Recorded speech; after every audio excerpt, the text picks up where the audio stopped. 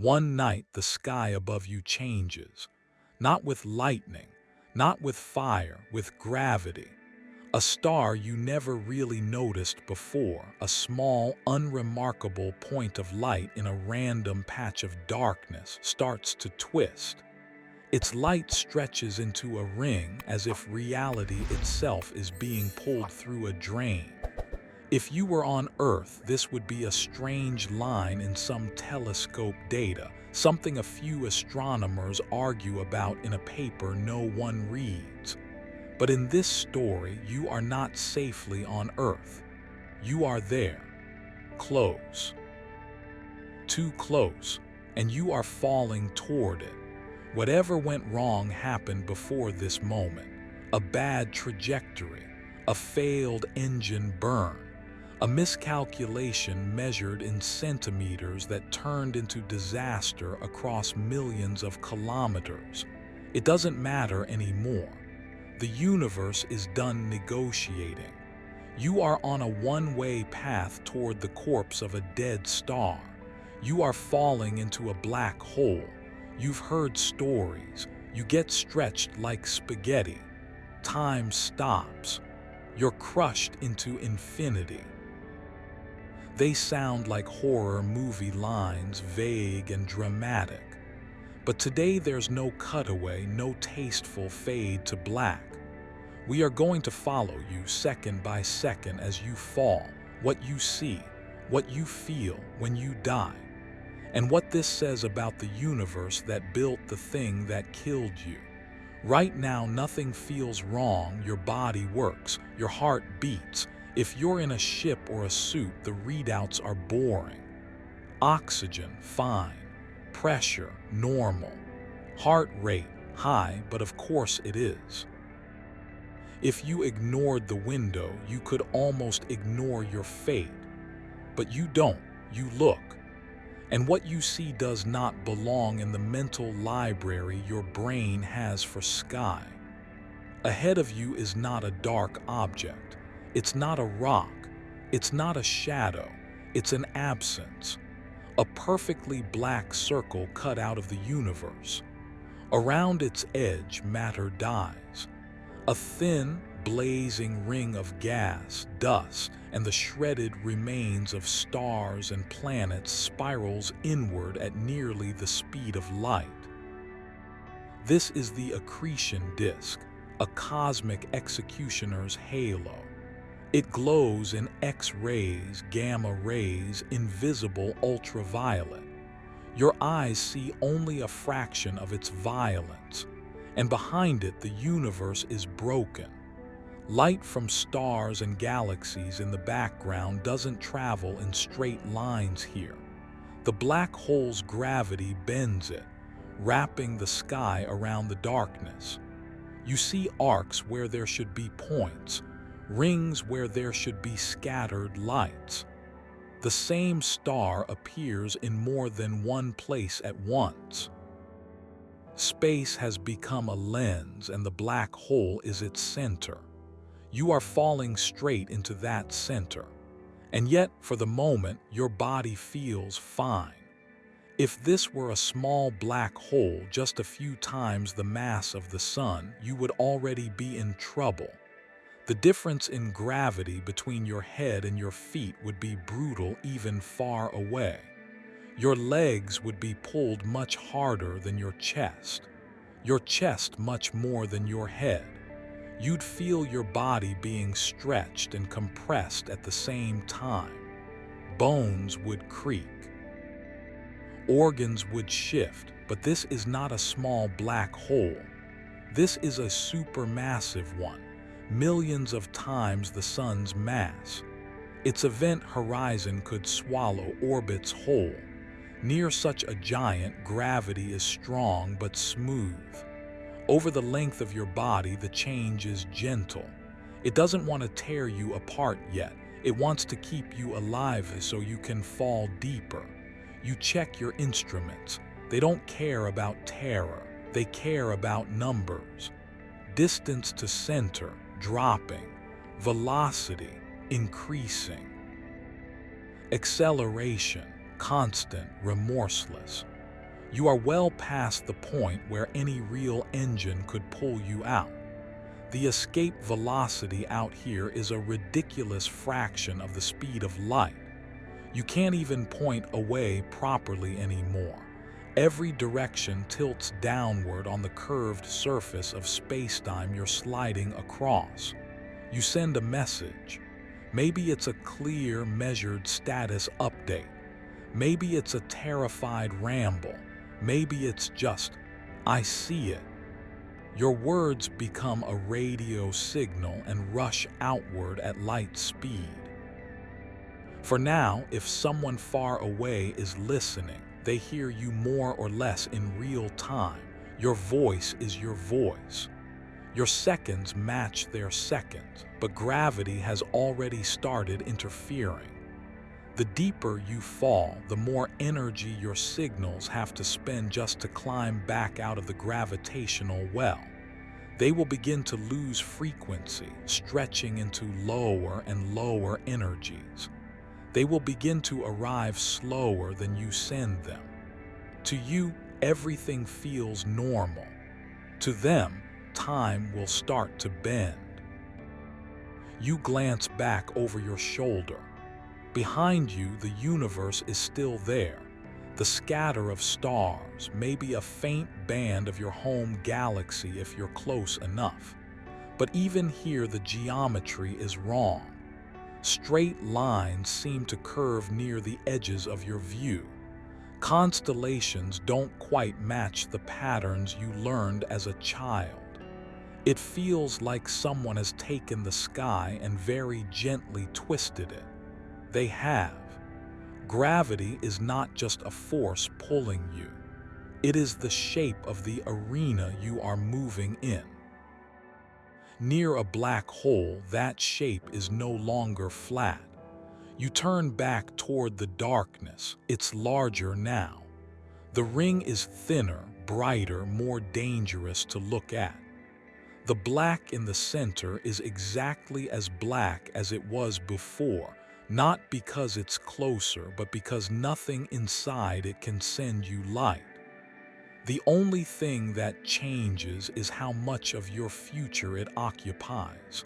Somewhere ahead is a boundary, the event horizon, the point of no return.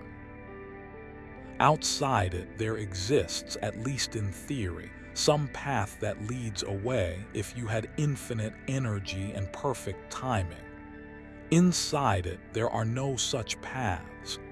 Every road, every turn, every desperate burn you could imagine leads sooner or later to the same place, the singularity. That boundary has no color, no texture, no sign. You cannot see it coming. The most important line in the universe is invisible to the very creatures who fear it, but the equations know where it is.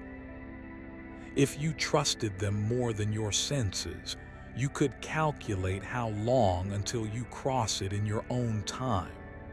A number of seconds, a number of breaths, a number of heartbeats, a number that is shrinking. You keep falling. The ring of fire around the black hole begins to curve over you, as if it's climbing up the sides of your vision. The universe behind you feels like it's being pulled into a smaller and smaller patch of sky. You are sliding down a funnel in space-time whose walls you can only see indirectly in the way light bends and stretches and disappears.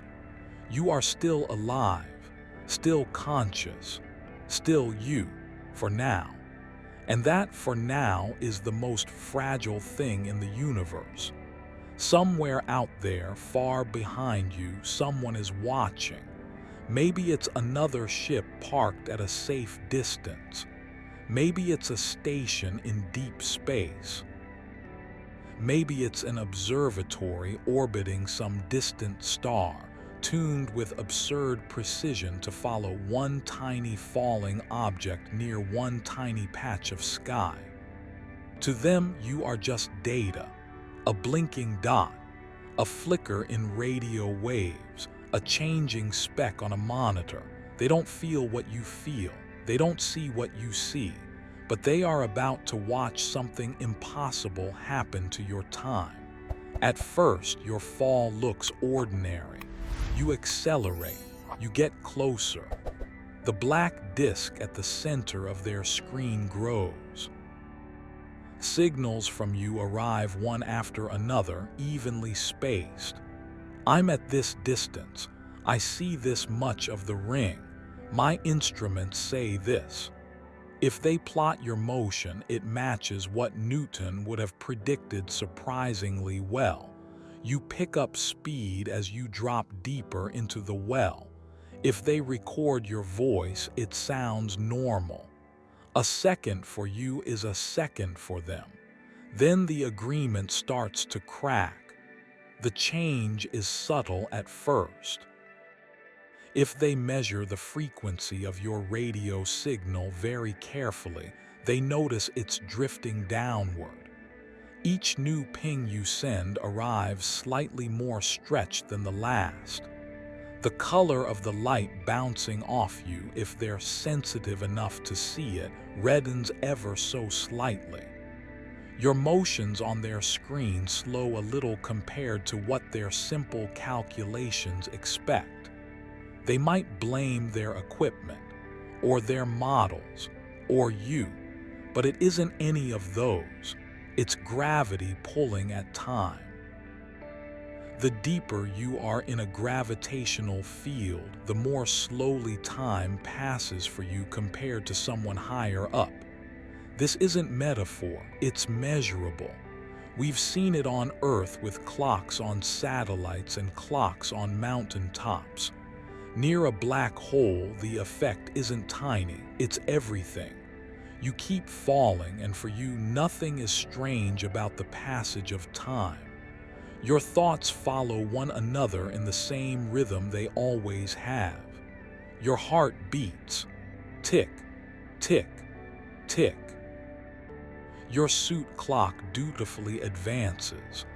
One more second, one more minute, one more step toward the unknown. If you spoke your name aloud, it would sound like your name. If you counted 1, 2, 3, it would feel like a normal count. Inside your own frame, the universe is behaving. But from the outside observer's frame, your fall is being stretched like taffy. Your voice, if they play it back carefully, sounds a little deeper. Not because your vocal cords changed, but because the waves they create are being pulled into longer and longer wavelengths as they climb out of the gravitational well. Your signals take longer to arrive. The gaps between pings widen. Their clocks tell them they've waited 10 seconds. Yours say you only sent messages 5 seconds apart. Both sets of clocks are right. Both realities are consistent. They are just no longer synchronized. The closer you get to the event horizon, the worse the disagreement becomes. Your friend in the safe ship sees you decelerating. Not because any engine fired, but because time itself is dragging its feet near the horizon. From their point of view, you never quite reach it. You seem to approach that invisible circle more and more slowly. You move in slow motion, then slower, then so slowly it looks like you're almost frozen just above the edge of the black. Your image grows dimmer, redder, harder to detect. Eventually, you fade into the noise. If they recorded the whole thing and played it back at high speed, they would see your fall stretch, flatten, asymptotically approach the horizon and never cross. In their story, you fall forever and never arrive. In yours, you do. Because according to the same theory that says you slow from their point of view, your own clock is ticking along normally. You don't feel your last seconds before the horizon get elongated into hours or days or years. You don't experience an infinite pause at the edge. You pass the radius where escape is impossible in a finite amount of your own proper time. If you started from rest near the horizon, that might be just seconds or minutes. If you began your fall farther out, it could be longer. But it's a number you could, in principle, calculate. A real finite span you cross, and you don't notice. No klaxon sounds. No light on your panel turns red and says, "You are now inside." The fabric of space-time doesn't ripple in some special color as you pass through. The event horizon is a global property of space-time, not a local bump in the road. You can't detect it by poking the space right where you are with a sensor. The only proof that you've passed the point of no return is written in the structure of the entire geometry around you. From your vantage, falling freely, that structure is invisible. You only feel its consequences later, when the tidal forces that were once gentle become strong enough to matter. This is where black holes stop being just heavy things and start to become something stranger, places where stories split. The outside observer and the falling observer are both following the same laws of physics. They both see and measure what their instruments tell them. They both apply general relativity correctly. And yet, they disagree about something as basic as whether you ever reach the horizon. Who is right? The uncomfortable answer is both. In general relativity, there is no single God-like vantage point where you can stand and see what really happened for everyone at once. There are only world lines, paths through space-time, and the measurements made along them. On the outside world line, you never quite cross. On the inside one, you do. There is no third viewpoint that merges these into a single, clean narrative. The black hole has turned reality into something that depends more than ever on where you are. This isn't just philosophical weirdness. It matters for your fate, because for you, the one who is actually falling, the version of the story that counts is the one your own clock tells. You are not going to hang forever on the brink. You are not going to hover on the edge of time, half alive in slow motion. You are going to cross the horizon, keep falling, and reach the region where space-time curvature and tidal forces decide there is only one way this can end. For the outside universe, your story has already faded into a red, frozen ghost at the edge of darkness. For you, it's about to get much, much worse. You are closer now. Close enough that the black hole isn't just an object in front of you anymore. It's becoming your whole world. The dark circle has swollen, swallowing star after star from your view. The bright ring of the accretion disk that once framed it like a halo is sliding upward, curling around the edges of your vision. It's as if someone is tilting the universe, pouring all the light toward a shrinking patch of sky behind you while the blackness ahead grows wider and deeper. If you didn't know any physics, you might describe the feeling as falling into a hole. But that's not really what's happening. You're not falling into something. You're falling across a shape in space-time that doesn't care about your instincts. The closer you get, the more those instincts become lies. Your instruments, though, are perfectly calm about it.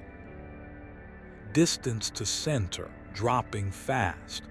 Escape velocity here, already above what any engine can deliver. Time to horizon, your time shrinking. If you pause the numbers in your head, you can almost pretend you're in orbit around some strange, dark planet. There's no wind tearing at you. No crushing external force slamming into your hull. Just weightlessness, the faint hum of systems, the distant roar of the accretion disk if your microphones can pick it up. It feels survivable. Then you notice your velocity readout. It's enormous now. You are moving at a frightening fraction of the speed of light, and you are still speeding up. Gravity isn't done. You try to picture the event horizon, the famous edge, as a physical thing you might see. A ring, a surface, a thin glowing line. But there is nothing like that. The only visible features are the dark region and the distorted sky around it. The horizon itself is just a radius in an equation. A distance from the center where one simple condition is true. To escape from here, you would have to move faster than light. You can't. Nothing can. So the universe silently adds a note to your trajectory, one way only. You send one more message. Maybe you know it's the last. Maybe you hope it is. You describe what you see. The disk is above me now. The black, it's below and ahead. The stars are wrong. Your words turn into a radio wave and begin the climb out of the gravity well. They still can. For the moment, far away, an antenna will catch them, a receiver will decode them, someone will hear your voice and write down the time. You wonder if they will be listening when you cross. You won't know. Because then, without any drama, the thing you've been dreading happens. You cross the event horizon. There is no impact, no jolt, no bright flash, no sense of now I am inside. 1 second you are outside, in a region of space-time where escape is ridiculously hard but still mathematically possible. The next second, you are in a region where escape simply doesn't exist as an option. From your perspective, it feels like nothing. You keep falling. Your instruments don't explode. Your screens don't shatter. The local physics, what you feel in your immediate surroundings, still obeys the same rule. Objects in free fall feel weightless. General relativity promised you that, and it keeps its promise even here. If you look out in front of you, if front still means anything, you see only darkness. The black disk is no longer ahead as a circle in the sky. It has become below, around, everywhere you're going. If you twist, if you could somehow turn your body or your ship in free fall, you'd see the universe compressed into a warped, bright band above and behind you. The accretion disk has climbed fully overhead. The rest of the cosmos, stars, galaxies, everything you once knew, has been squeezed into a shrinking, distorted halo. It looks less like a sky now and more like a portal you're falling away from. You feel no barrier, but you have passed the last place in the universe where turning back even made sense as an idea. This is the part no one outside will ever truly share with you. Because as far as the outside universe is concerned, you never made it here. In their recordings, you slowed. You dimmed, you froze, you faded into a thin, red ghost on the edge of the black and then slipped below their detection threshold. Their story ends at the horizon. Yours doesn't. In your story, the coordinates have flipped their meaning. What used to be radius, the distance between you and the center, has become more like time, a direction you are forced to move in. You cannot hover at a fixed distance now, no matter how powerful your engines are. Inside the horizon, staying here is not a possible future.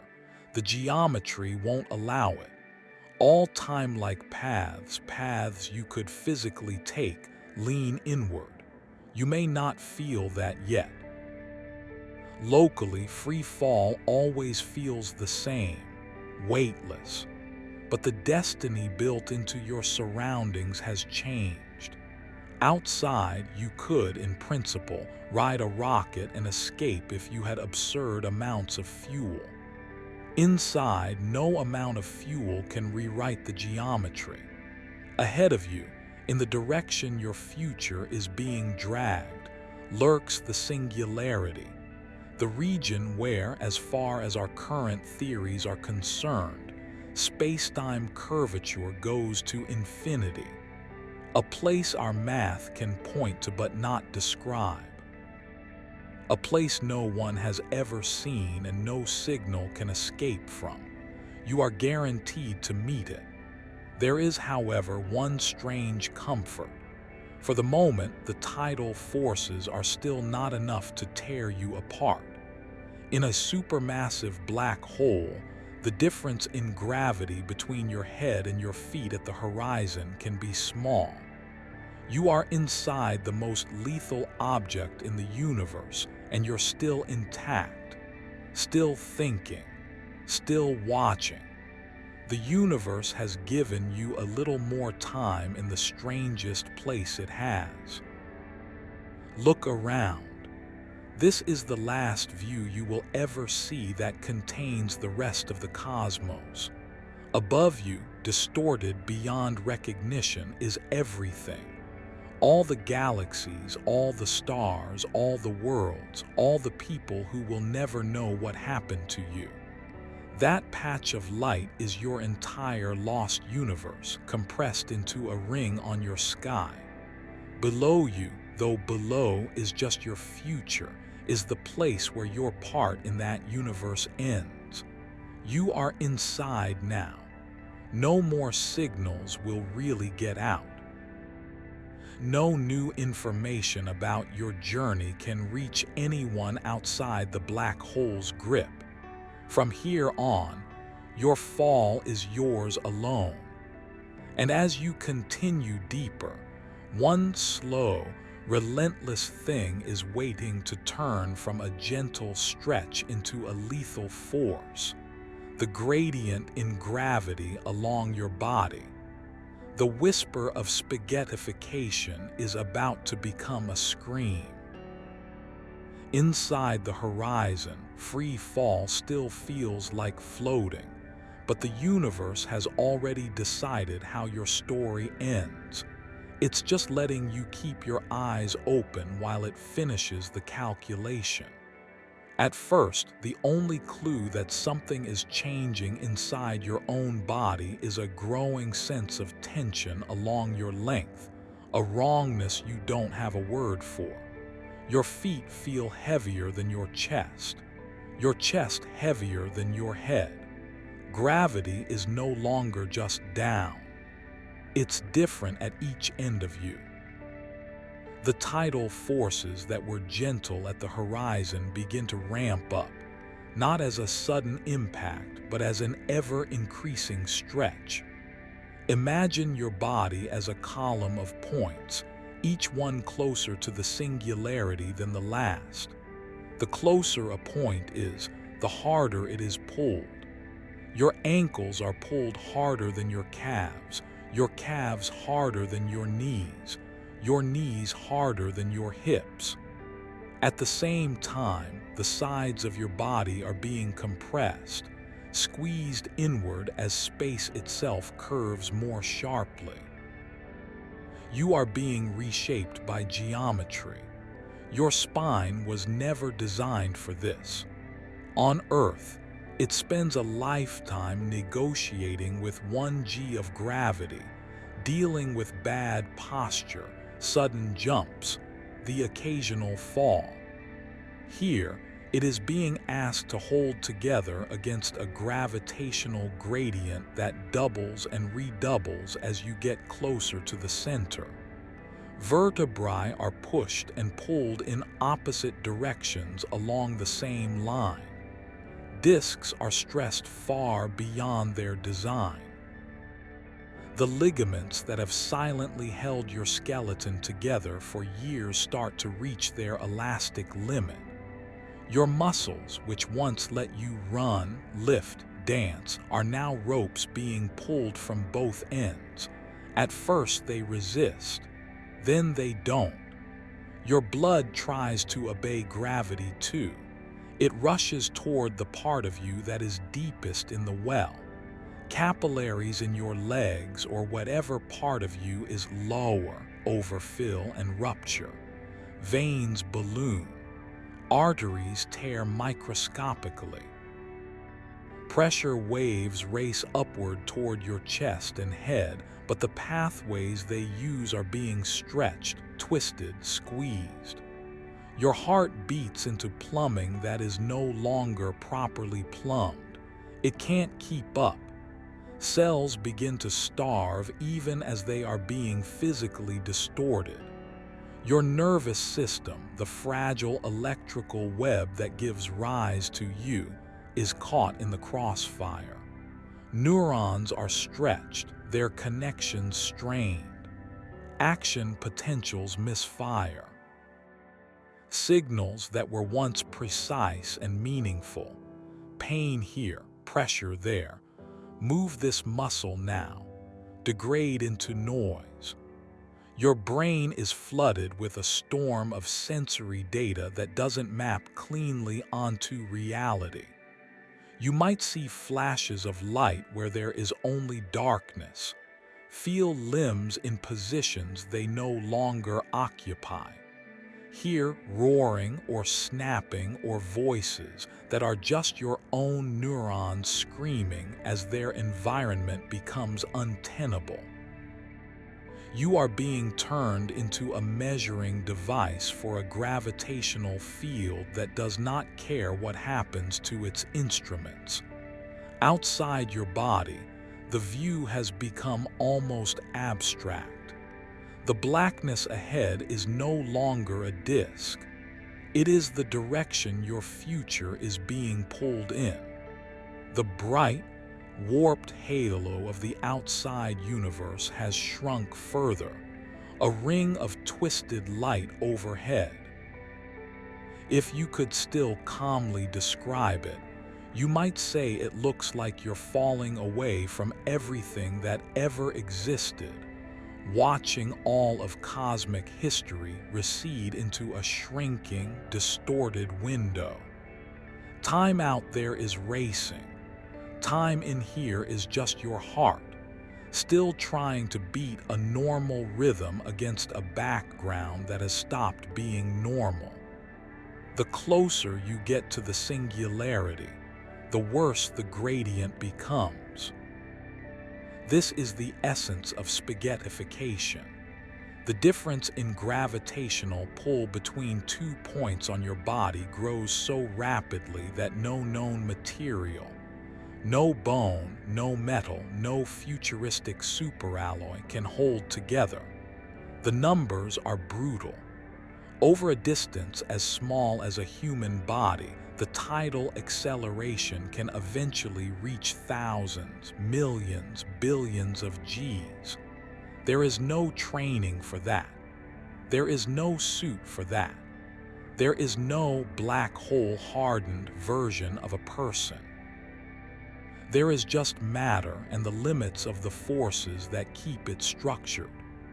Those limits are about to be exceeded. At some critical point, different for different black hole masses, but always there, your spine fails. Vertebrae slip, snap, or shear. Ligaments tear. The column that held the central trunk of your nervous system in a neat stack is bent past its breaking point. Organs detach from their anchors. The membranes that kept everything compartmentalized rip open. Fluids mix. Tissues tear. You stop being a body and start being a stream. From the point of view of relativity, this is just your mass redistributing along the direction of the strongest curvature. From the point of view of you, it is an end you are not awake to witness. Consciousness is not a high-speed camera. It requires structure, oxygen, blood flow, carefully balanced chemistry. All of those are compromised long before your atoms get anywhere near whatever the singularity really is. The last moments in which you can still fairly be called you happen while your body is beginning to fail, not after it has become a thread of plasma spiraling inward.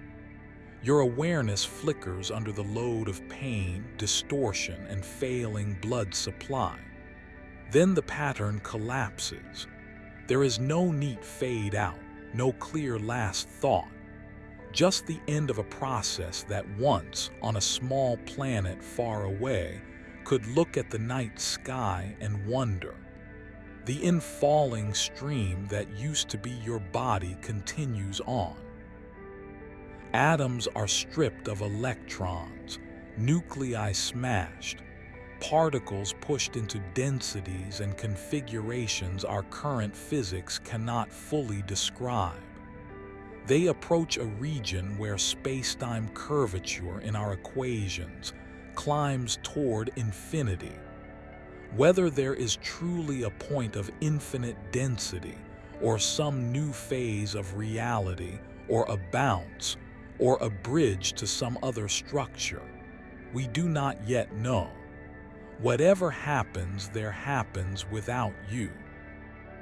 By the time you would have hit the singularity, there is no coherent observer left to hit anything. On the outside, none of this is visible. Your last readable signal was sent before you crossed the horizon. Everything after that, every stretch and snap and flicker of thought, is sealed off from the rest of the universe. No telescope, no detector, no godlike alien civilization with perfect instruments will ever see it. For them, you became a fading smear of light at the edge of darkness, and then a tiny contribution to the mass and entropy of a black hole. For you, the end came earlier, in a place no one can ever access. And the result of this entire, horrifying process is stark and simple. Long before you ever touch the singularity, you are killed by tidal gravity inside the horizon, your body torn into a falling stream of matter, your consciousness extinguished in a region of space-time from which no information about your final moments can ever escape. Outside, nothing has changed. The galaxy still turns, stars still burn, planets still trace their orbits in slow, predictable arcs, completely unaware that one more small pattern of matter and memory has been erased inside a featureless spot of darkness. But the black hole has changed because of you. It is now ever so slightly more massive, its event horizon ever so slightly larger, its entropy, the measure of how many microscopic ways it can be arranged, ever so slightly higher, and in the language of physics, that's more important than any last thought you might have had as you were torn apart. To an external observer armed with equations instead of grief, your fall is reduced to a few simple updates. Mass in, area up, information somewhere. This is where your story stops being biological and becomes thermodynamic. A black hole is not just a pit in space. It is a thermodynamic object with temperature, entropy, and a kind of memory that must somehow account for everything it has ever swallowed. When you fell in, the details of your body, cell structures, neural connections, the exact arrangement of atoms that once made up your memories, were destroyed at the level of ordinary matter. But physics insists that information, in some deeper sense, cannot simply be annihilated. If the universe allowed perfect erasure, its laws would stop being reversible. You could not, even in principle, reconstruct the past from the present. And that breaks quantum mechanics, one of the most successful frameworks we have. So when you disappear behind the horizon, the universe is forced into a terrible compromise. From the outside, it must behave as if you are gone forever, while somehow keeping track of the fact that you once existed. One way it does that is through the area of the event horizon. Long before we had actual images of black holes, physicists discovered something odd. A black hole's horizon area behaves like entropy. It never decreases. When two black holes merge, the area of the final horizon is greater than the sum of the original ones. Add mass by dropping in stars, gas, or you, and the area grows. Subtract mass, well, that's where Hawking comes in. In the 1970s, Stephen Hawking did something no one had quite dared. He let quantum field theory and general relativity talk to each other at the edge of a black hole. What he found was that horizons are not perfectly black. Quantum fluctuations near the boundary can produce pairs of particles, one falling in, one escaping. To a distant observer, it looks like the black hole itself is emitting radiation, Hawking radiation, with a temperature inversely proportional to its mass. Big black holes are cold. Small ones are hotter. That radiation carries away energy and therefore mass. Left alone over unimaginable spans of time, a black hole will slowly evaporate. And here's the part that loops back to you. If information really is conserved, that radiation can't be perfectly random. Hidden in its correlations must be, in principle, a record of everything that ever fell in, including you. Not as a recognizable ghost, not as some message that can be decoded by a normal civilization, but as a ridiculously scrambled pattern that only an almost godlike intelligence with an eternity to spare could ever hope to untangle. Your atoms are gone. Your thoughts ended inside the horizon. But in this picture, the fact that you once existed is woven into the way the black hole glows as it ages.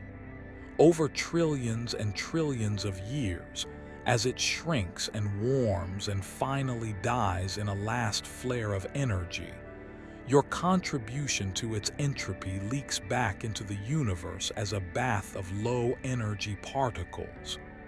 No one will be there to see it. By then, the stars will be gone, the galaxies dim, the cosmos almost entirely cold and empty. The last black holes will die alone, their final photons racing out into a night with nothing left to illuminate. And yet, from the viewpoint of bare, merciless physics, that end is tidy.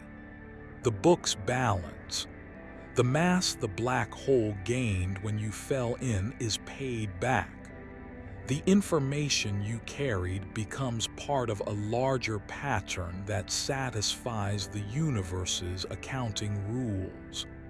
The paradox is resolved, at least in outline. What happens to you is much less neat. Your experience ends not at the singularity, but earlier, in a scream of tidal forces and failing biology, cut off from the rest of the cosmos by a horizon that censors your final moments from every future observer. There is no afterlife hiding in the equations, no secret escape route through a wormhole the math forgot to close. There is only this. You lived out a brief, complex, self-aware pattern in a universe that also builds black holes, and at some point, those two facts intersected in the worst possible way. The universe did what it always does. It obeyed its own rules. It conserved energy. It conserved information. It did not conserve you. Not every fall into a black hole would feel like yours, and that might be the most unsettling part, because the universe has built an entire bestiary of these things, each with its own way of ending whatever gets too close. There are stellar mass black holes, just a few times heavier than the sun, born in the violent deaths of massive stars. There are intermediate mass black holes, hundreds or thousands of suns crushed into something that may lurk in dense star clusters. There are supermassive black holes, millions or billions of solar masses, sitting at the centers of galaxies. And there may even be primordial black holes, ancient, tiny relics from the first fractions of a second after the Big Bang, if they exist at all. And each class changes what your fall would actually mean. Near a small stellar mass black hole, your story is brutally short. The tidal forces outside the horizon are already so extreme that you would never reach it in one piece. Long before any of the strange time-splitting or horizon-crossing subtleties kick in, your body would be torn apart by differences in gravity over a few meters, ripped down to a stream of matter that spirals in invisibly. From your point of view, there would be a flash of wrongness, a surge of pain and distortion, and then nothing. From the outside, you might look like a brief flare as your remains heat up in the accretion flow. Around an intermediate mass black hole, you might get a little farther, close enough to see the lensing effects intensify, close enough to feel time dilation start to matter. But the tidal gradient near the horizon would still likely kill you before you ever dipped your toes past the edge. The only reason we could tell a longer, more detailed story about your fall in this documentary is because we chose the gentlest monsters, supermassive black holes, the giants at galactic centers, whose horizons are so large that the difference in gravity over the height of a human being can be mild when you first cross. They don't spare you. They just delay the worst of it so you can witness more of their strangeness from the inside. And if the universe is truly generous in its cruelty, the black hole you fall into is not just supermassive, but rapidly spinning. Real black holes almost certainly rotate, because the stars and gas clouds they form from rotate. And angular momentum has to go somewhere when things collapse. A spinning, or care, black hole doesn't just curve space-time. It drags it around with it, creating a region outside the horizon called the ergosphere where space itself is forced to rotate. In that region, nothing can sit still relative to distant stars.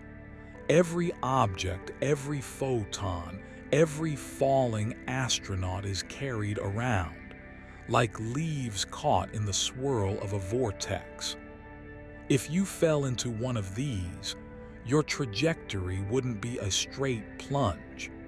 It would twist, spiral, whip around the hole as you're dragged along by spacetime itself. The accretion disk wouldn't just be a ring glowing above you. It might wrap into wild, spiraling patterns, with jets of energy and particles launched from the poles, powered not just by infalling matter, but by the black hole's own stored rotational energy being extracted by magnetic fields. The same frame dragging effect that could, in principle, let a sufficiently advanced civilization steal energy from a spinning hole would, for you, mean a fall where directions lose their usual meaning even faster. Down is toward the singularity, but around is being dictated by the rotation of space-time, not by any choice you make. In a non-spinning, Schwarzschild black hole, the singularity is a point at the center in the math. In a spinning Kerr solution, it becomes a ring, and inside the horizon the structure of spacetime is even more bizarre, with possible inner horizons and regions where cause and effect themselves get slippery in our equations. In reality, whatever quantum gravity does to fix these infinities will decide what actually happens there. But you will never know that answer from the inside. The only difference for you is how twisted and chaotic the last part of your fall feels before the tidal forces win.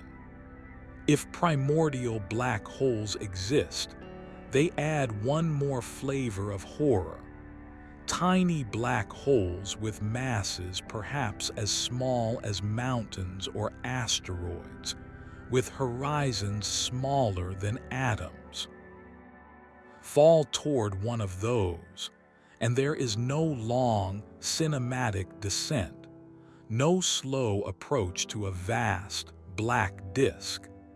There is just an approach to a gravitational point that rips you apart almost instantly, if you could even get close without being shredded into elementary particles by the gradients around it.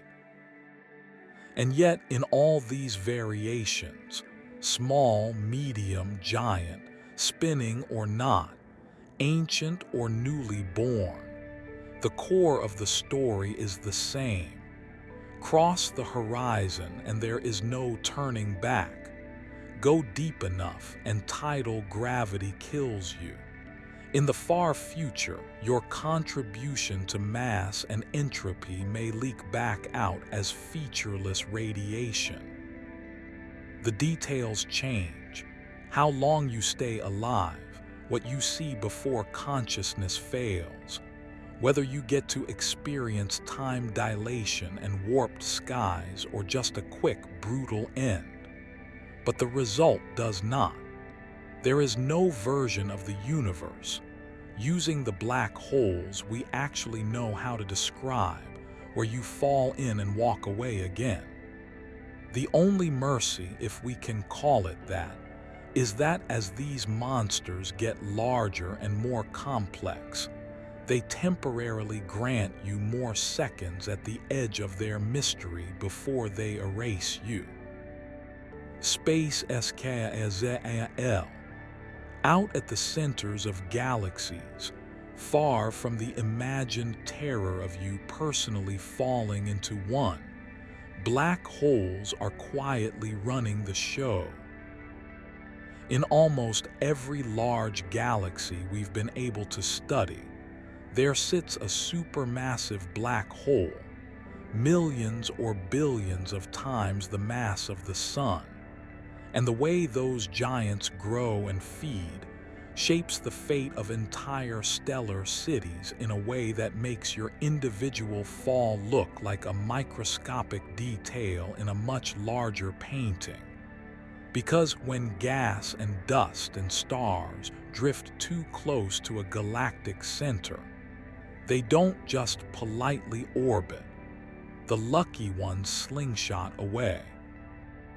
But the unlucky ones are dragged into that central well, shredded into glowing plasma in the accretion disk, heated to such insane temperatures that they light up the universe in X-rays and gamma rays and launch jets of particles that blast out for thousands of light years. And those jets don't just look pretty in telescope images. They ram into surrounding gas, heat it, push it, and sometimes shut down star formation in whole regions of their host galaxy. Astronomers call this feedback, but it's really black holes breathing. Inhale matter, exhale energy, regulate how fast the galaxy can turn loose gas into new suns. And that connection is so strong that we've found a tight relationship between the mass of the central black hole and the properties of the galaxy around it, as if the two grew up together, negotiating over billions of years about who gets to keep how much mass. So when you fall in, you're not just dying in a random place. You're being absorbed into the core machinery that helped decide how bright your galaxy is, how thick its bulge, how active its nucleus. Sometimes, when two galaxies collide and merge in slow-motion cosmic wrecks, their central black holes eventually find each other, spiraling together in a dance that distorts spacetime itself and ends in a merger so violent that, for a brief moment, the power radiated in gravitational waves exceeds the light of the entire observable universe, before settling into a single, larger black hole that rings like a struck bell as spacetime around it relaxes. And those ripples, those gravitational waves, wash across the cosmos until, unbelievably, they pass right through detectors on a small, fragile planet where creatures like you have built kilometer-long laser interferometers just sensitive enough to see spacetime stretch and squeeze by less than the width of a proton. That's how we know these monsters are real, not just on paper, but in the fabric of reality. We've watched stars orbit invisible masses at the centers of galaxies. We've imaged the glowing rings around black hole shadows. We've listened to the chirps of merging horizons crossing and combining. And in every case, the story is the same. Wherever gravity is pushed to its limit, black holes appear, not as glitches or exceptions, but as the natural, inevitable outcome of the universe's own rules. And that means your fall, however terrifying, is also completely ordinary from the cosmos's point of view. Just one more small contribution to a process that shapes galaxies, carves jets into intergalactic space, stirs dark matter halos, and sends shivers through space-time that, billions of years later, nudge the instruments of curious primates who have only just learned the word black hole. For most of human history, a black hole was just an idea, an equation on paper, a rumor whispered by gravity at the edges of what we could see. But now your fall into one is framed by something new. We've actually seen their shadows, we've watched their orbits, we've heard their collisions, and every piece of evidence we've collected makes the place you died more real and more terrifying than any story could have made it alone. Because when astronomers stared at the center of the Milky Way for years, tracking the motions of individual stars near Sagittarius A, they saw those stars whip around an invisible point with such insane speeds and tight turns that nothing but a compact mass millions of times heavier than the sun could explain it. And there was no light, no cluster of smaller objects, just gravity concentrated in a volume smaller than our solar system's inner orbits. When the Event Horizon Telescope linked radio dishes across the Earth and effectively turned our planet into one giant eye, it produced an image of M87, a ring of glowing plasma around a dark central shadow, exactly where general relativity said a black hole's event horizon should cast its silhouette against the light behind it, and then did the same for our own SGR-A, confirming that these aren't just strange neutron stars or exotic clumps of dark matter, but objects with horizons, with no return surfaces, with the exact geometry you would have felt as you crossed. When LIGO and Virgo came online and started listening to the universe in gravitational waves, they detected chirps, little rising notes, that matched perfectly the predicted signal from two black holes spiraling together, orbit by orbit, closer and closer, until their horizons touched and merged in a fraction of a second, the final ringdown encoded in the last wiggles of the signal like the fading tone of a bell. And from those patterns we could infer their masses, their spins, their distances, all without ever seeing a single photon of light, just by feeling the way they shook spacetime as they died and were reborn as a larger black hole. Put all that together, and the place your story ended is no longer a philosophy thought experiment or a sci-fi trope. It's a specific kind of object we can weigh, map, image, and record. A thing whose properties we can read off from data like a medical chart. Mass, spin, accretion rate, environment, merger history. When you crossed the horizon in our imagined fall, you were not entering a myth.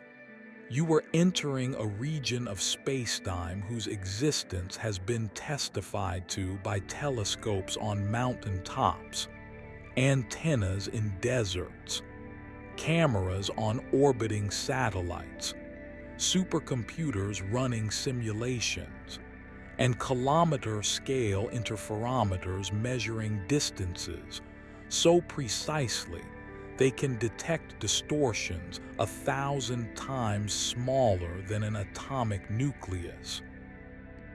And that is what makes your end both more horrifying and strangely more meaningful, because you didn't die in the unknown. You died in something we actually know is there. Something the universe has built again and again across billions of years. Something our species has, against all odds, already started to understand.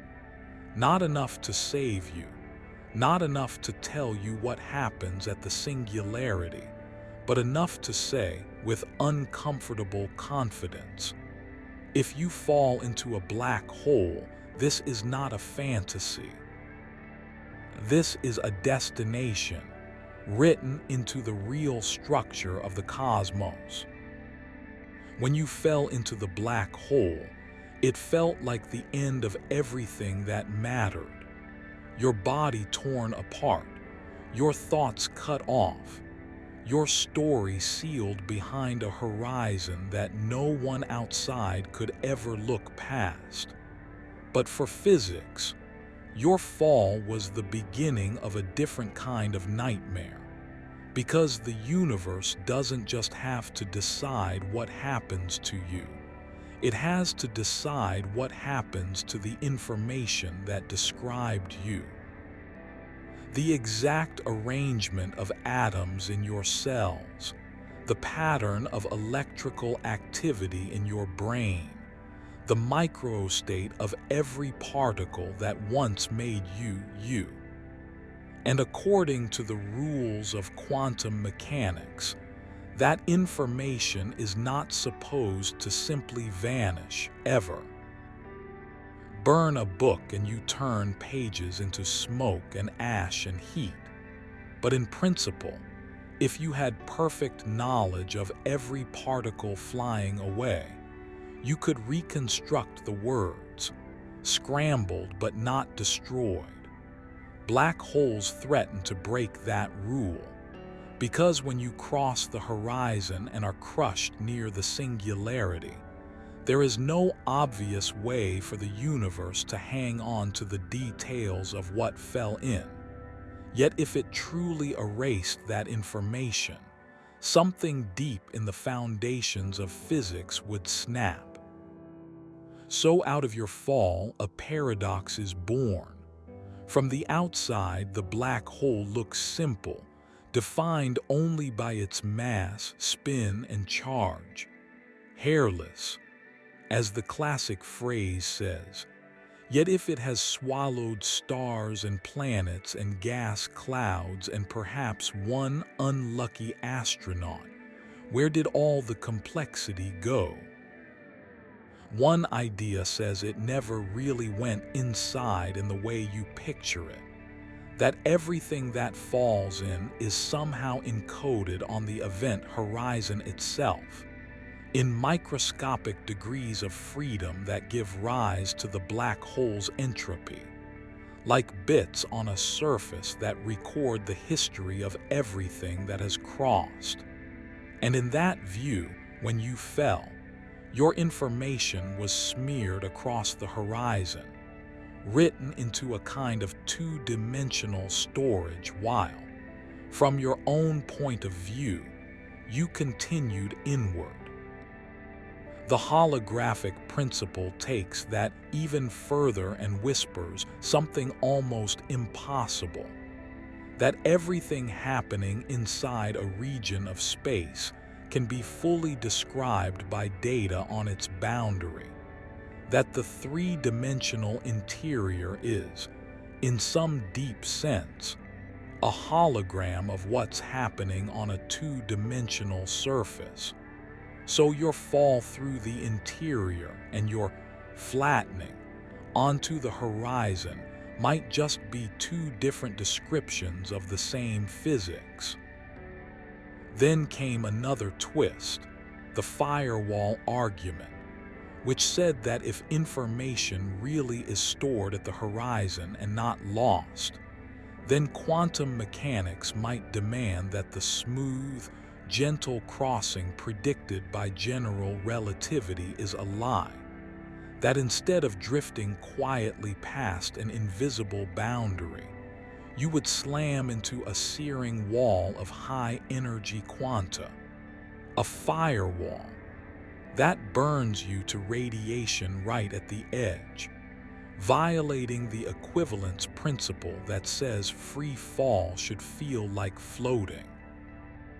And suddenly, theorists had to choose between cherished ideas. Do you give up smooth space-time? Or do you let information die? Or do you break quantum mechanics? Some models invent fuzzballs, where the interior is replaced entirely by tangled strings and brains with no conventional singularity at all, so that there is no inside for you to fall into beyond the horizon, only a complicated structure that from far away still looks like a black hole. Others keep the inside but insist that what you experience falling through it and what an outside observer describes are complementary views that can't be combined without contradiction, like two different camera angles on a scene that no single frame can capture. In every one of these pictures, there is a version of you falling, and a version of your information being handled in some subtle way. Burned into the horizon, scrambled into Hawking radiation, dissolved into stringy microstates, stored in correlations we don't yet know how to calculate. But in none of them do you climb back out.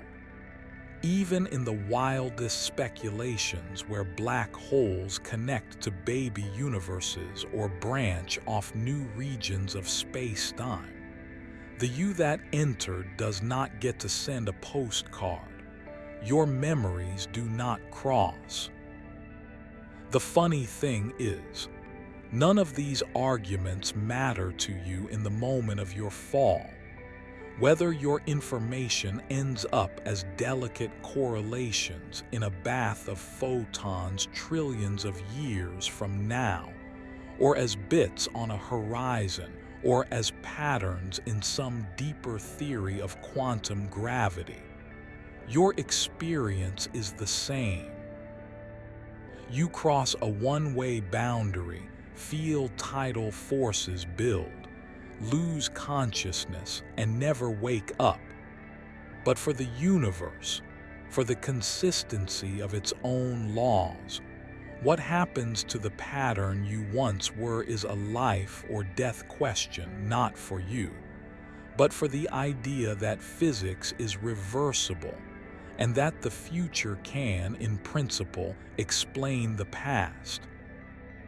As telescopes stare longer at black hole shadows, as gravitational wave observatories listen to more mergers, as theorists push their equations closer to the edge of what they can handle, somewhere in all that work is the answer to the paradox your fall embodies. Does the universe keep every secret it ever creates? Or are there places, like the one that killed you, where reality itself allows information to go dark forever?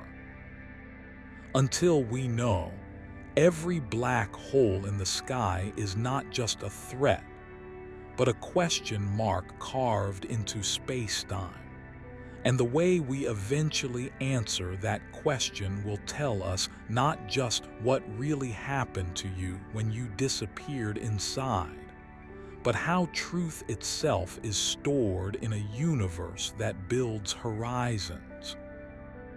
People love to pretend that a black hole is a doorway, a portal, a secret passage in the universe's architecture where, If you're just brave or crazy enough to jump in, you might pop out somewhere else on the other side of the galaxy, in another universe, in a different time. But the reality your fall shows us is far less forgiving.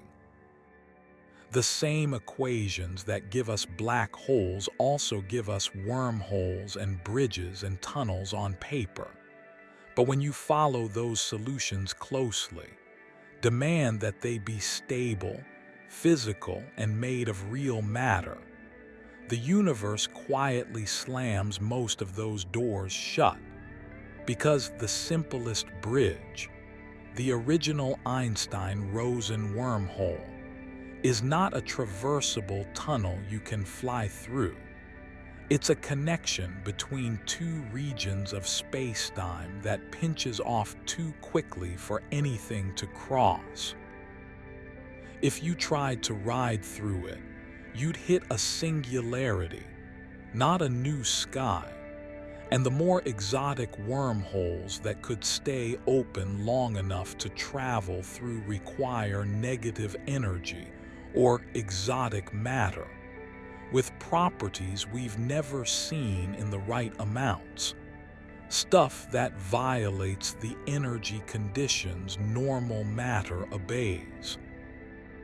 In principle, quantum fields can produce tiny negative energy densities in special setups like the Casimir effect. And in science fiction, people grab that and blow it up to say, look, we can stabilize a wormhole. But in practice, we have no evidence the universe is littered with naturally occurring, traversable tunnels. And every time we look at real black holes, we see horizons and accretion disks and jets, not neatly framed mouths of space-time leading somewhere pleasant. When you fell, there was no moment where the math said, if they turn 30 degrees to port and fire the engines just right, they'll slip through a throat and emerge near a blue giant in Andromeda. There was only curvature tightening around you, only geodesics pointing inward, only tidal forces sharpening toward an inevitable end. Even the Kerr black hole solution, with its ring singularity and suggestions on paper of other universes hiding beyond inner horizons, becomes a mess once you remember that real matter is turbulent, fields are noisy, and tiny perturbations can turn those elegant inner structures into violent, unstable chaos. Some researchers play with the idea that highly advanced civilizations might engineer wormholes, might build artificial tunnels supported by cleverly arranged quantum fields, might even use black holes as anchors in a galactic transport network. But these speculations live in a space of technological fantasy, where beings can manipulate space-time at will. Nothing like us. Nothing like the situation you were in when you tumbled into a naturally occurring monster that did exactly what the unedited equations say it should. Trapped you, crushed you, and hid your end from everyone else. And yet, the reason we keep coming back to the portal fantasy is that it reflects something deep in us. We hate dead ends. We hate one-way doors. We hate the idea that there might be places in reality where no return is absolute. So we dream up wormholes and white holes and tunnels and bounces.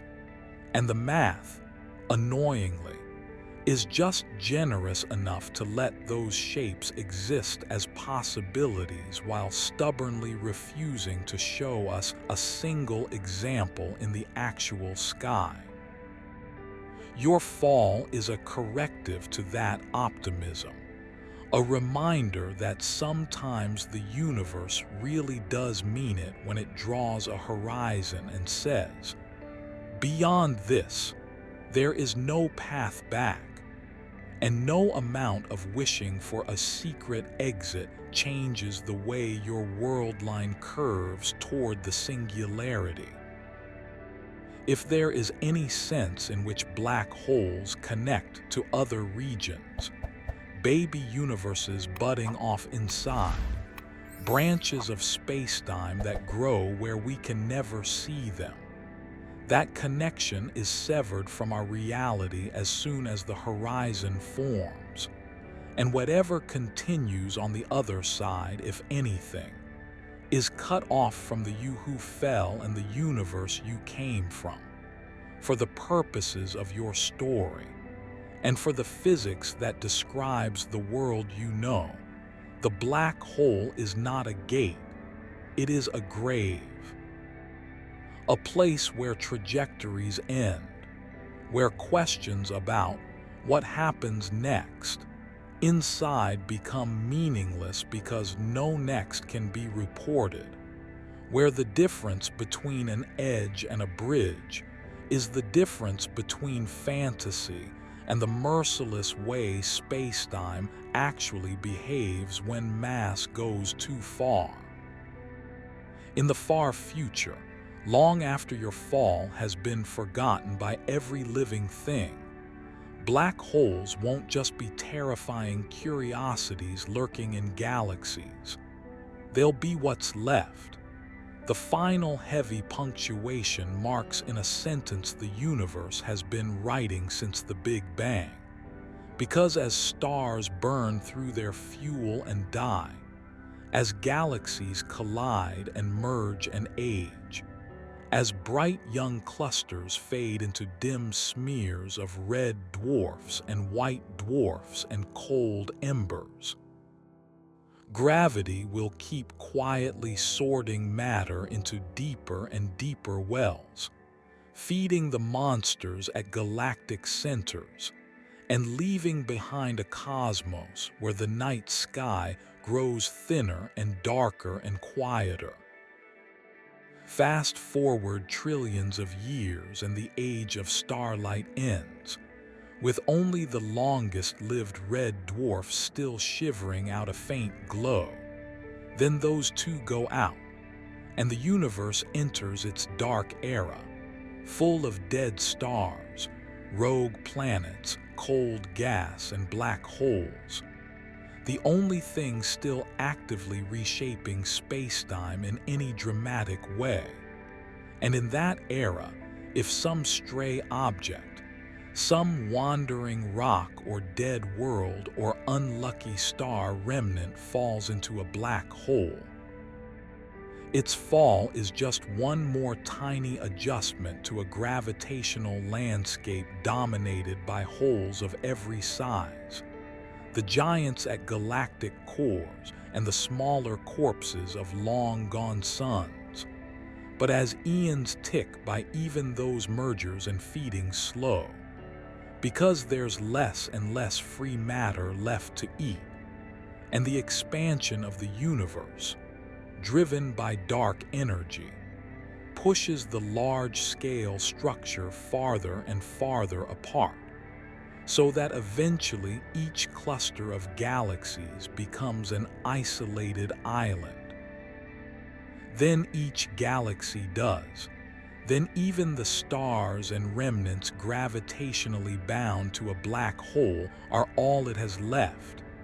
And as those are consumed, scattered, or ejected over absurdly long timescales, the universe simplifies. What was once a rich foam of structures, filaments, walls, clusters, spirals, collapses into a sparse population of lonely black holes drifting in an ever-growing void. It's in that bleak, stretched out future that Hawking's whisper becomes the dominant sound, metaphorically speaking. Because when there are no more supernovae, no more main sequence stars, no more bright collisions, the faint thermal glow of black hole evaporation is the last game in town, the final trickle in a cosmos that was once a flood of light. And each black hole, from stellar mass to supermassive, will spend unimaginably long periods very slowly bleeding away its mass via Hawking radiation, cooling the universe even as it warms itself, until at some point, numbers like 1060, 1080, 10100 years are tossed around. Depending on the mass, all that remains of that hole is a final burst of high-energy particles as its horizon shrinks to nothing, and the very concept of inside and outside collapses into a brief flash. If information is preserved, the correlations in that radiation will encode, in principle, every history that black hole ever swallowed, including your fall, your atoms, your screams, your brief awareness inside the horizon. But by then there will be no galaxies left to catch those particles, no planets to be warmed, no eyes to see, just an almost empty universe with a handful of photons and light particles racing outward across distances so large they dwarf anything we can picture now. And even those will thin out until, on average, a single particle occupies volumes larger than today's observable universe, leaving behind a cosmos that is, for all practical purposes, done. No new structures, no new stars, no gradients left to drive interesting processes, just cold and dark and flat. Your death inside the black hole, which felt so catastrophic and personal, was just a tiny contribution to that end. A few more bits folded into the entropy budget of an object that eventually evaporated. A few more quanta added to a final thermal drizzle that no one was there to witness. And yet, seen from another angle, your fall was a perfect microcosm of the universe's whole story.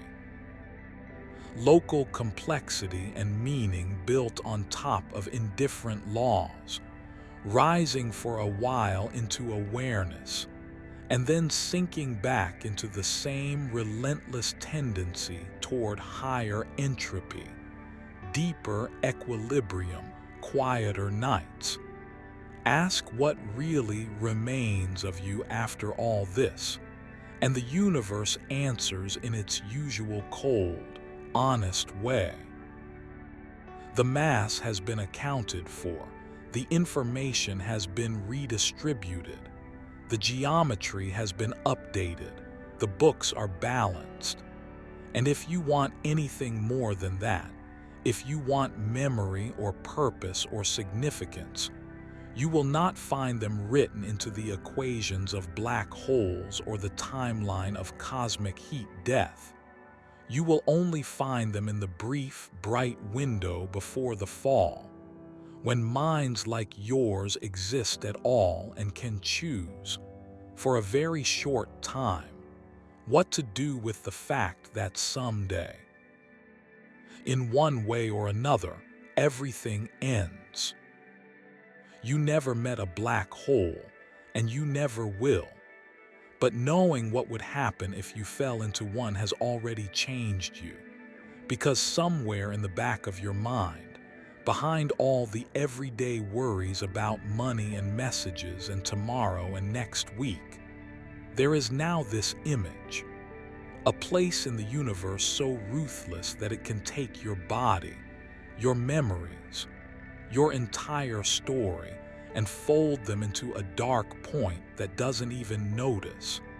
And somehow that knowledge makes everything else feel both smaller and sharper. Suddenly, the arguments, the delays, the petty anxieties don't quite carry the same weight as a singularity. And at the same time, the simple act of being here, breathing, looking up at a sky where stars still shine instead of being eaten, feels like a bigger miracle than it did before. Black holes don't just live in telescopes and simulations. They live in the way they force you to confront a truth you normally avoid. You are temporary, you are fragile, and you exist in a universe that does not owe you safety. Yet that same universe, with its indifferent black holes and eventual heat death, also produced something that can look at all that and ask, why? Something that can take equations and data and faint signals from distant galaxies and turn them into a story so vivid you can almost feel your stomach lurch as you cross an imaginary event horizon. And that, if anything, is stranger than the gravity. It means that the same laws that crush stars into oblivion also combine atoms into brains that refuse to look away, that insist on understanding even the things that terrify them. And there is a kind of defiance in that, a quiet rebellion against the idea that meaningless and uncaring have to be the last word just because they're the universe's default mode. The black hole does not care that you're afraid, but you care. And you turn that fear into questions, and those questions into science, and that science into understanding, and that understanding into this. A late-night video on a glowing screen, watched by someone who could be anywhere at any time, deciding to spend a piece of their finite life falling, in their imagination, into a place where life cannot exist. Why do you do that? Maybe because some part of you knows that pretending the universe is soft and safe is a lie, and you'd rather live with the truth, even if it hurts. Maybe because seeing how bad it can get, how absolute the no return can be, makes the absence of a black hole outside your window tonight feel like a gift. Maybe because staring into these extremes gives you perspective. Your problems are real, but they are not singularities. Your future is uncertain, but it is not yet a one-way plunge to a point of infinite curvature. You still have options, paths, choices, and black holes remind you what it looks like when all of that is gone, not as a metaphor, but as geometry. And there's another, softer payoff. Once you've watched yourself die inside a black hole in your mind, and then looked up and realized you're still here, the stars overhead don't just look like pretty lights. They look like the backdrop of an arena where insane things are possible. Galaxies colliding, space-time ringing like a bell, jets of plasma fired across intergalactic distances, and somewhere on one tiny world, a species that has just started to notice all of this and is trying, in its clumsy, beautiful way, to understand it before it's gone. In that sense, the real message of your fall is you are doomed. It's you are lucky because you are alive in a universe that is still young and bright enough that black holes are mysteries to explore, not the only thing left. And as long as that's true, as long as there are still questions to ask and instruments to build and nights to spend under a sky that has not yet gone dark, there is something you can do that no black hole ever will. You can choose. You can choose to learn, to create, to connect, to be kind, to build things that last longer than you do, to turn raw, uncaring reality into stories and art and science and channels with strange names where we fall into the dark together and come back with a little more understanding than we had before. The black hole will still be there at the center of your galaxy, patient, implacable, waiting for anything that wanders too close. But tonight, you are not falling. You are watching and thinking and deciding what to do with the time before gravity, entropy, and the end of everything have their say. And if this journey into the abyss has done anything, let it be this. Let it make you just a little more awake to the fact that the universe is vast and violent and beautiful. And for a very, very short while, you get to be here and know it. We like to imagine ourselves falling into a black hole, but here's a twist you haven't lived through yet in this story.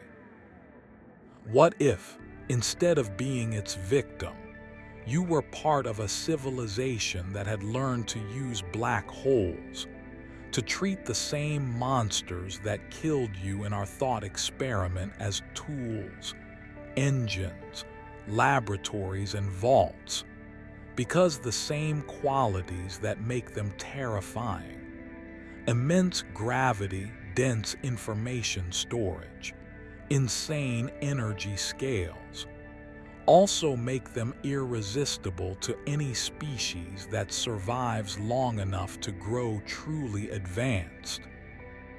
Picture a culture millions of years older than us, spread across its galaxy, with technology that lets it move stars, sculpt orbits, and harvest energy on a stellar scale. To them, a spinning supermassive black hole is not just a hazard at the galactic center. It's a power plant, an extreme physics facility, a backbone of infrastructure. They might park huge structures in stable orbits just outside the ergosphere, feeding matter into carefully controlled trajectories to extract rotational energy via processes we only sketch on whiteboards, running their civilizations on the output of frame-dragged space-time. They might throw carefully designed probes into near-horizon trajectories, using the intense gravitational environment to test theories of quantum gravity directly, reading off subtle deviations in motion or radiation that tell them whether singularities are real or tamed by deeper structure. They might encode data into streams of matter and drop them into black holes as near-eternal archives, trusting that, in a universe where information is never truly lost, the horizon is less a shredder and more a safe whose code only the far future can crack, storing their histories as patterns smeared across the surface of gravity wells that will outlive stars and galaxies. If their detectors are far more sensitive than ours, They might even use gravitational waves as a communication medium, modulating mergers or perturbations in ways that leave faint, artificial fingerprints in the ripples we currently think of as natural, turning the whole fabric of spacetime into a slow, deep messaging system. For beings like that, the fall you experienced would be a mistake, an accident, a training failure, the equivalent of walking into an industrial turbine without understanding the warning signs. And their children would learn early that horizons are not mystical or romantic, but safety boundaries drawn on navigational charts. Don't cross this or your world line ends. The reason this matters to you, sitting here now, is that it reframes what black holes are. Not just symbols of death and cosmic indifference, but milestones on a road of understanding that any long-lived intelligence must eventually walk, because the universe insists on putting these things in important places, at galactic centers, in stellar graveyards, at the intersection of quantum theory, gravity, and thermodynamics. And if a species wants to graduate from clever animals on a rock to participants in the deeper structure of reality, it has to face the monsters head-on. Not by falling into them, but by studying them, modeling them, maybe one day engineering around them. Your imagined death in a black hole is a cautionary tale at the bottom of that ladder, a vivid illustration of what happens if you treat the universe's sharpest edges like pretty scenery instead of dangerous machinery. But built into that same story is a challenge. If you don't want your only interaction with horizons to be as a victim, then as a species you have one option. Learn everything you can, as fast as you can, while you still have stars, time, and freedom to move. Black holes are not going anywhere, but you are. And the gap between you and them is filled with choices about what to understand and what to ignore. We've spent so much time imagining you falling into a black hole that it's easy to forget something almost embarrassing. You are already falling, all the time, and you always have been. The only difference is that on Earth, the fall is gentle, curved into a circle by your sideways motion, so you call it orbit, or standing still instead of plunge. But the math doesn't care about the words. You, your room, your city, your planet are all riding along smooth paths in space-time, guided by the same gravity that in extreme makes horizons and singularities. When you drop a pen and watch it hit the floor, you're seeing a tiny, safe version of the same principle. Free fall, geodesics, curvature. The pen wants to follow its natural path through curved space-time, and the floor violently refuses, turning what would have been a graceful, silent trajectory into a thump, a bounce, a stop. The difference between your everyday life and your black hole death is just a matter of scale and permission. Out there, near the horizon, there is nothing to stop you from following the geometry all the way to its brutal conclusion.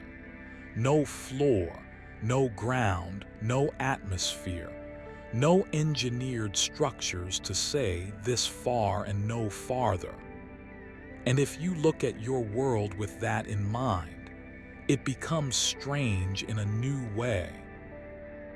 Buildings, bridges, mountains, even your own skeleton are all just elaborate ways of defying the free-fall paths that spacetime would otherwise make you take. Tiny rebellions against gravity's preferred story.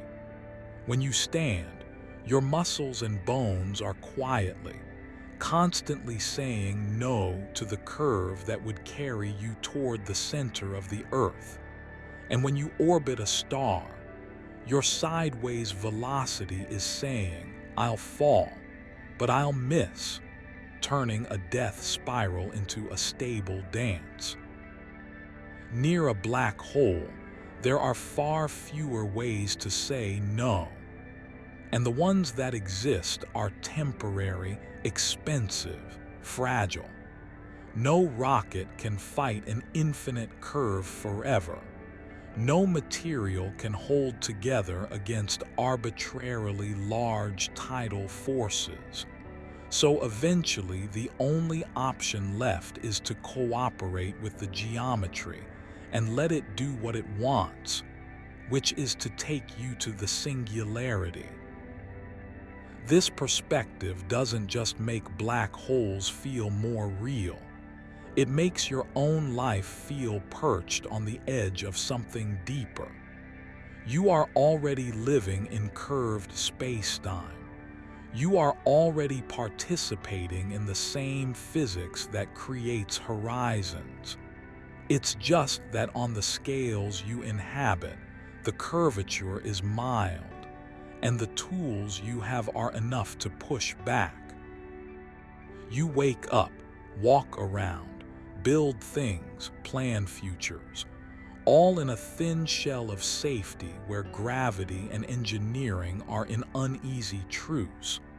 But black holes sit at the end of that spectrum like a reminder of what happens if you keep adding mass and don't add enough structure to resist. And in that sense, your imagined fall is not just a horror story about an exotic place. It's a magnifying glass held up to the rules that run under everything you do. Every choice you make, every plan you form, assumes that the gentle, negotiable version of gravity will hold, that the ground will stay where it is, that your planet won't suddenly feed you to a singularity, that space-time will remain kind enough to let you have decades of coherent experience. Your black hole in this story is a controlled way to strip those assumptions away, to ask, what if the same laws you live by every day were taken to their logical extreme? And then force you to watch as comfort, control, and freedom of movement are one by one removed. You don't live there, and you never will. But knowing that such places exist in the same universe as your morning coffee and your scrolling and your quiet moments with people you love is like a background radiation of perspective. If reality can be that harsh and you're still here, in a pocket where it isn't, maybe that pocket is worth treating as more than just a default. Maybe the fact that you can stand on a planet instead of being stretched into a filament inside a horizon is not a boring baseline, but a temporary, astonishing exception. Black holes are the no at the end of a chain of yeses that allow your life to happen at all. And the more clearly you see that no, the more urgently the yes in front of you starts to matter. When you imagine your fall into a black hole, the fear you feel isn't really about tidal forces or horizons or singularities. It's about something older and quieter. The terror of losing control, of moving toward an ending you can't negotiate with, And black holes are just the purest physical embodiment of that feeling the universe has ever built. A place where the gap between what you want and what reality allows is stretched to absolute zero. Think about how human fear normally works. Afraid of heights, but you can step back. Afraid of deep water, but you can swim or climb out. Afraid of death, but you can postpone it with medicine, with caution, with luck. In every one of those fears, there's a little wiggle room, a small space where action still matters, where choice can redirect the story. Near a black hole, that space is gone, and that's why this particular thought experiment hits so hard. Once you cross the horizon, there are no more "if only I had," or "maybe if I try." Branches in your timeline, there is just one narrow corridor with a singularity at the end. And even before you get there, the physics has already taken away your options one by one, first making escape practically impossible, then making it mathematically impossible, then making survival impossible. In that sense, the horror of your fall is just gravity acting out, on a cosmic stage, something you already know deep down. That no matter how much you plan, there are aspects of your future you do not control, and one day your own personal horizon will be crossed. A stroke, an accident, a final sleep. And from that point on, all paths lead to the same place. We dress that up in softer language. We avoid thinking about it. We distract ourselves. But black holes tear the metaphor wide open and say, "Here, look. This is what it looks like when inevitability is not hidden in time but drawn as a location in space." And suddenly you can see your helplessness as falling, as shrinking light, as a ring of stars sliding overhead while darkness grows. That's why this story sticks even after you close the video or put away the idea. It's not really about astrophysics. It's about the shape of fate, and the fact that the universe has places where fate is not a poetic concept but a geometric fact. Your world line curves this way. It does not curve that way. The end is baked into the structure of spacetime itself. If you feel a strange calm mixed with the fear while imagining it, that's not an accident either. There is a kind of relief in seeing the worst-case scenario spelled out with such clarity, because once you accept that there are things you absolutely cannot change, like what a black hole does to you once you're inside, you can stop wasting energy pretending you can, and focus all that anxiety on the parts of your story that are still malleable. If a horizon is the border between maybe and never, then your actual life right now is still very much on the maybe side. Maybe you learn something new. Maybe you fix a mistake. Maybe you build something that lasts. Maybe you change someone's trajectory in a way you'll never fully see. And all of that remains possible precisely because you are not currently plunging toward a singularity in reality, only in your imagination. So when this mental fall is over, and you're left sitting in your room or lying in your bed or riding a bus, surrounded by gravity so weak you barely notice it, with air in your lungs and time ahead of you that isn't yet locked into a single mathematical curve, The real question the black hole leaves you with is, how do I avoid that? Because the universe is already doing a pretty good job of keeping you far away from actual horizons. It's what do I do with the terrifying, beautiful fact that for now, I still get to choose. And if that question lingers longer than the image of your stretched body crossing an invisible line, then the black hole has done more than scare you. It has clarified the stakes of being alive at all in a universe where, someday, for everyone and everything, the free fall ends. Black holes also force us to confront another uncomfortable idea, that the universe might be far stranger at its deepest levels than any of our current pictures suggest, and your fall, imagined as it is really just a way to walk along the frontier where our understanding starts to blur. Think about how we got here. We started with simple gravity, apples and orbits, Newton's clean equations that said forces act at a distance, and trajectories are curves determined by mass and velocity. And nowhere in that picture was there room for something like a horizon or a singularity.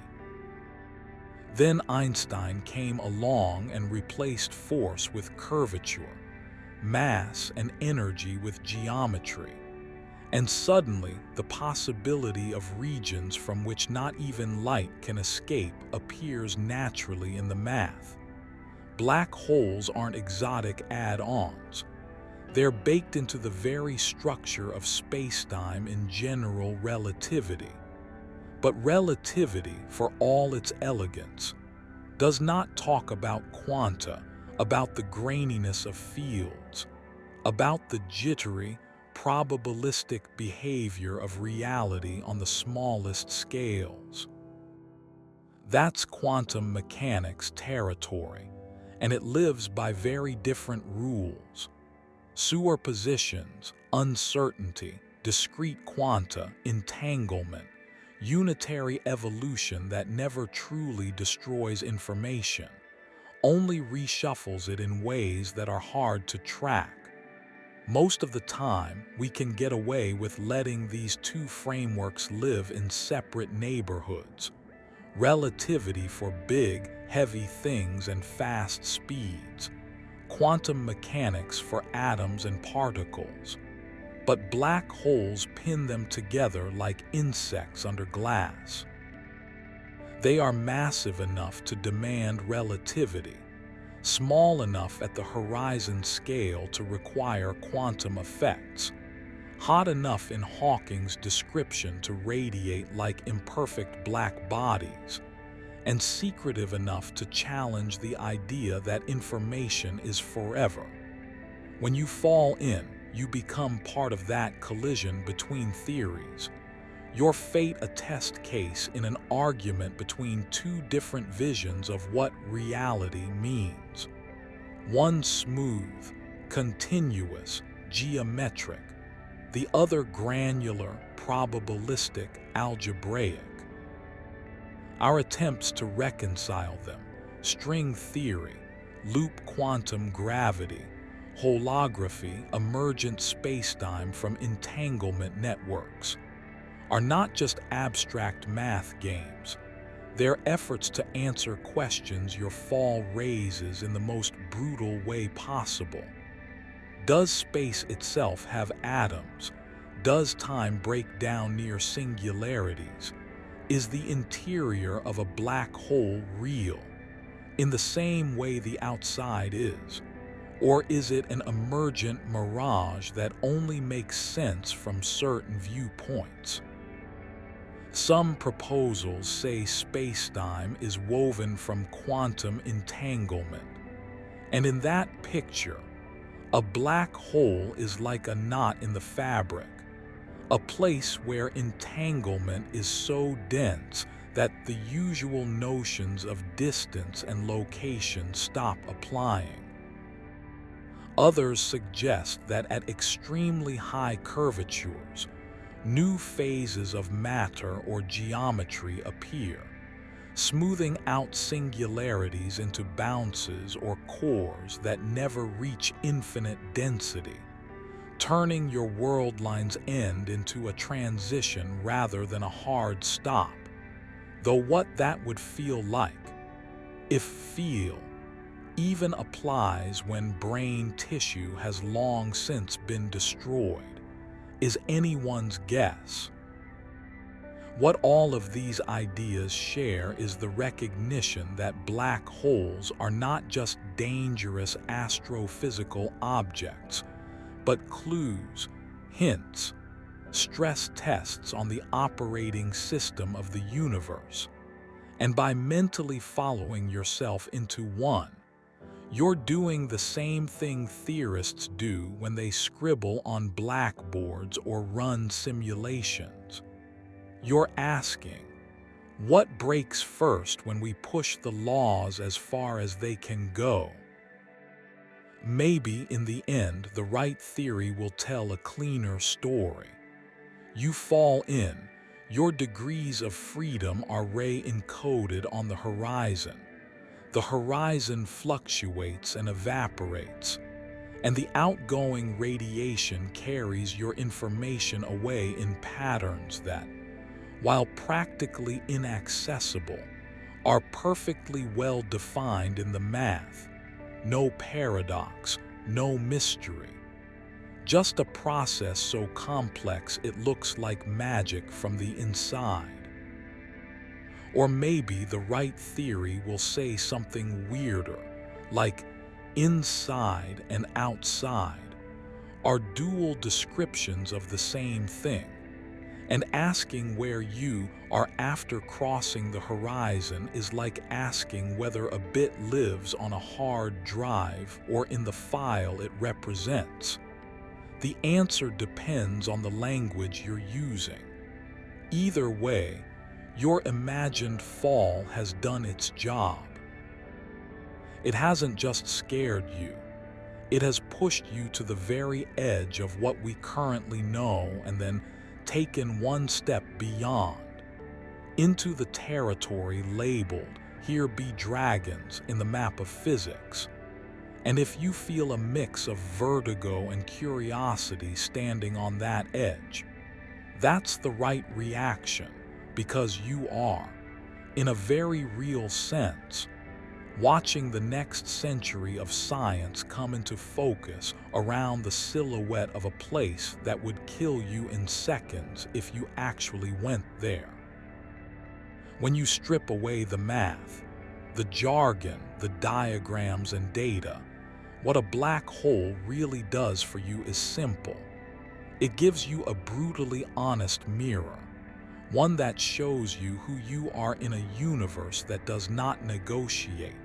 Because when you imagine yourself falling in, feeling your choices disappear at the horizon, feeling your body fail under tidal forces, feeling your story end in a place that doesn't care you were ever there, you're forced to ask what, if anything, actually matters before that. From far away, your whole life is just a thin line on a space-time diagram, a brief curve that starts on a planet, maybe passes near a few stars, then dives into a singularity, and the black hole part is just the sharpest bend on that line. But from the inside, from your own point of view, that same line is full of firsts and lasts and hopes and fears and jokes and music and regrets and small kindnesses that never show up in any equation. And the contrast between those two views, cosmic and personal, is the real gravity well you've been circling this whole time. The black hole tells you in its own silent language, In the end, you are a pattern that will be erased, and you answer in yours. Yes, but while the pattern holds, I get to decide what it does, and that tension is where meaning lives. The whole doesn't care if you spent your years cruel or kind, curious or numb, building or breaking, but you care. And the people around you care. And future versions of your species, if they exist, will live in a universe shaped by the sum of billions of such choices, some of which will decide whether they meet black holes as terrified primitives or as confident engineers. When you imagine your fall, you are not just rubbernecking at a cosmic accident. You are rehearsing the feeling of reaching the end of your control, so that maybe, when smaller, more human horizons appear in your real life, decisions you can't undo, words you can't unsay, losses you can't reverse, you won't be surprised that the universe doesn't flinch, but you'll also remember that you had time before that point, and that what you did with that time was never meaningless just because it didn't last forever. Black holes make everything look temporary and fragile, and they're right, but temporary and fragile doesn't mean pointless. If anything, it raises the stakes. A civilization that understands horizons and singularities and Hawking radiation is one that has climbed high on the ladder of comprehension. And you, sitting here absorbing this story, are one neuron in that civilization's young, growing brain. The fact that you can hold both truths at once, that you are nothing on the scale of galaxies and everything on the scale of your own life, is not a contradiction. It's the human condition, and black holes just throw it into sharper relief than anything else in the sky. Now, the last thing your fall into a black hole can give you is not more fear, but a decision. What are you going to do with the fact that, in this universe, you got the version of the story where you didn't die inside one? You are not a streak of plasma spiraling toward a singularity. You are a person with a screen, a body that still holds together under mild gravity, and a future that, unlike the inside of a horizon, still branches into countless possibilities. And after spending all this time walking step by step into a place where choice vanishes, that branching should feel different, sharper, heavier, more real. You know now, in your bones, if we've done this right, that there exist places out there where the laws of physics erase options with a precision that feels almost malicious, even though it isn't, and that your entire life so far has unfolded in a rare, brief pocket of space-time where those same laws are gentle enough to let complexity and freedom bloom. You've seen what it looks like when the story ends in a singularity no one can see. And you've seen how the universe shrugs and folds that ending into its bookkeeping, conserving energy and information but not caring about your particular pattern. And yet, here you are, still on the safe side of every real horizon that exists, able to choose ignorance or understanding, numbness or curiosity, apathy or action.